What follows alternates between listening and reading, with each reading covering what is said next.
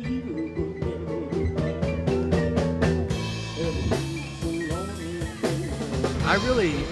feel like the music business chooses you, in a way.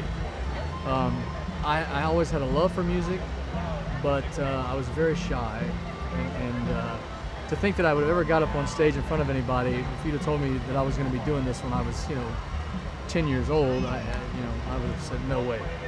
And I can't really explain why I thought I could do it. I was on vacation with my family and my grandparents and my parents, and we saw a guy doing an Elvis tribute, and people started telling me they thought I looked like Elvis, and it just popped into my head, well, I could do that, and I said that out loud. And my whole family just kind of laughed because they knew how shy I was. Right. And still to this day, I don't know what put that thought in my head. Well, I know what put the thought in my head. Right, the whisper. Absolutely. You got the whisper. So I just feel like after that point, I started to kind of try it here and there, and I was in high school still, and it just started to snowball. And before I knew it, it wasn't like I ever said, this is what I'm setting out to do. It just happened. It just happened. Yep. And I feel like it's been that way in this business all the way through, because it's a tough business. It's the music industry has its ups and downs, but I guess I can say this, but I'm going to anyway. I mean, God has always taken care of me, and that's the only way I can explain it.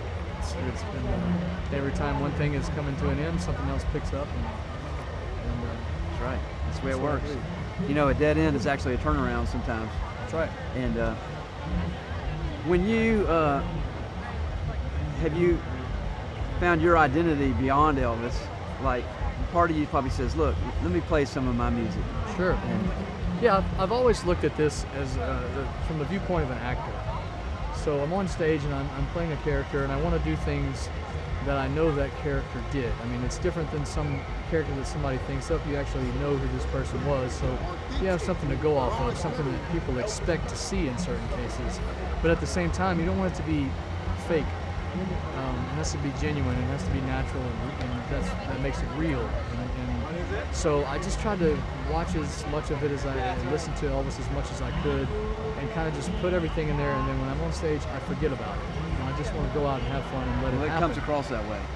Thank you. It's not pretense. And there's a little piece of you in that people are looking for too. I hope that comes through. I think it's important to have just a little bit of yourself, again, because that makes it real. So outside of that, when I come off stage, I enjoy being myself. I've got a wife and 4 kids now, and I enjoy being Brandon Bennett. And Brandon Bennett grew up loving country music, and was a big Garth Brooks fan. I love Merle Haggard and Conway Twitty, and you go down that list. And so when I sing things outside of Elvis, that's what I go towards, is country music. Good. Well, we got Jimmy Rogers playing in the background. And, absolutely. Perfect. And Britt Gully's from Meridian, which is where we live. Right. And, he's following Elvis and that whole sense of Mississippi roots, and you being from Louisiana and that southern genre, deep part of the roots of who we are, Southerners. Totally. It's good storytelling. Absolutely. And I said on stage tonight, I am from Louisiana, but I've kind of adopted myself as a son of Mississippi. I love Mississippi so much, and Mississippi has been so good to me. And the hospitality, true Southern hospitality. Right. Have you been on Jimmy Fallon yet, or?